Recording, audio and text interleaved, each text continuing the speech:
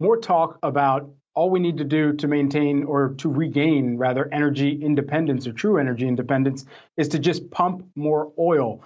But there are seemingly a lot of misconceptions about energy independence. Can you break that down for us, and specifically oil and gas prices?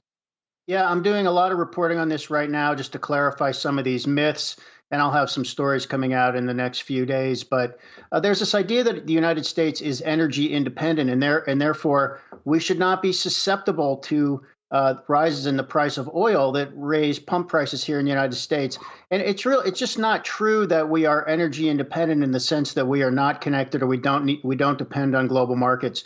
We actually do not produce enough oil here in the United States to cover all of our consumption. That's one of the reasons we have to import. We do produce more natural gas and more coal than we use here in the United States. So we have an excess of those types of fossil fuels, if you will, and therefore we export. So if you put all those forms of energy together, then we produce a little bit more than we consume. But the problem is you can't put coal in your car to fill up the gas tank. We need oil and gasoline to do that. And the fact is we consume more oil than we produce, which is why we have to get it on global markets.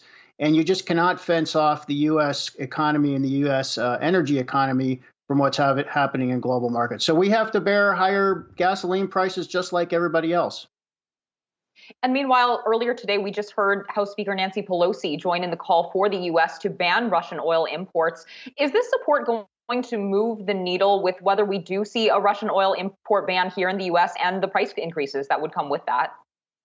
I was surprised she said that because she's putting President Biden in a spot that he does not want to be in. We do not get a lot of oil from Russia, but we get enough on the margin that if you shut off that supply of oil, and also we do get finished petroleum products from Russia, which are a little more important to the U.S. economy.